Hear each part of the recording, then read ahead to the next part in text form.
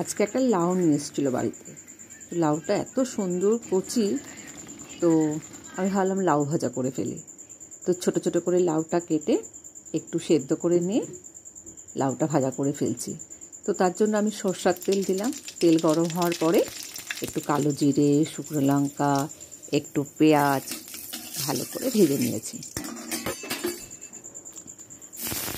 পেঁয়াজটা যেই ভাজা ভাজা হয়ে আসলো, দেখুন আমি না ভাজাটা না একদম ওই পোড়া পোড়া টাইপের করবো না, দেখুন এরকম ওই হাফ ডান টাইপের করবো।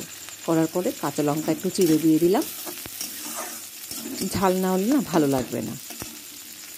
যে ভাজা ভাজা হয়ে এসছে, এবার আমি সেটা আগে থেকে সেদ্ধ করে রেখেছিলাম। সেদ্ধ বলতে একটু ভাপিয়ে নিয়েছিলাম যাতে নরম হয়ে যায় লাউয়ের খোসাগুলো। তো সেটাকে আমি পেঁয়াজের সাথে খুব সুন্দর করে ভেজে নিয়েছি। যে একটু নরম হয়ে এসছে,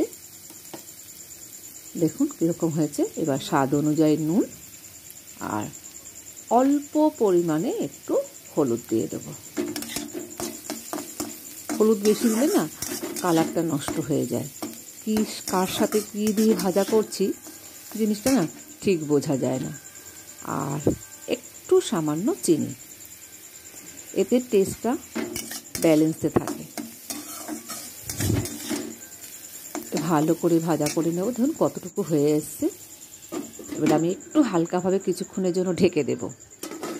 এই ঢাকনা তুলে ফেলে দেখুন ভাজাটা আমার প্রায় হয়ে এসছে।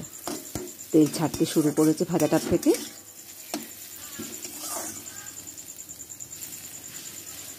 কতটা ছিল ওইটুকু হয়ে গেছে। এবার নামানোর আগে আমি পোস্ত ছড়িয়ে দিলাম। এই পোস্তটা দিলে না খাওয়ার টেস্টটাই চেঞ্জ হয়ে যায়।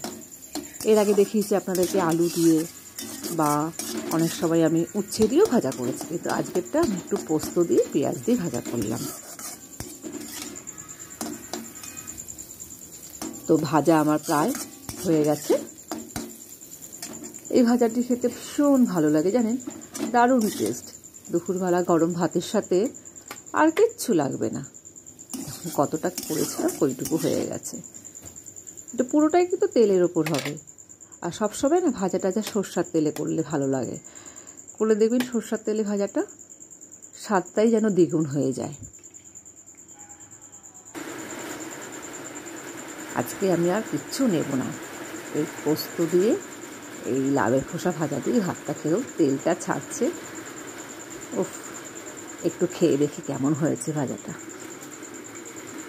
বাহ, ভালোই হয়েছে। আসলে না আমি দেখাতে পারলাম না নিজেকে, আমি ক্যামেরাটা না নিজেই ধরেছি, নিজেই আজকে করেছি। সেটটাও ভালোভাবে হয়নি, এই জন্য। যাই হোক, এরকম করে দেখবেন, ভালো লাগবে।